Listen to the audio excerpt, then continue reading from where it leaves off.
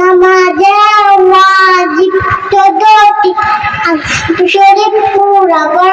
আলহামদুর সঙ্গে পুরা মিলাল রুকু সেজদায় দেরি কর রুকু হইতে সোজা হইয়া খাড়া হইয়া দেরি কর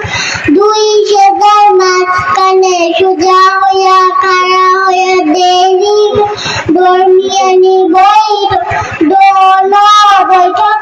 আতাহিয়াতু পড়া ইমামের জন্য কেরাত আস্তে এবং জোরে পড় দ্বিতীয় নামাজের দুয়াই কুনুত পড় দোনো ঈদের নামাজের 6 তাকবীর প্রত্যেক রাকাতে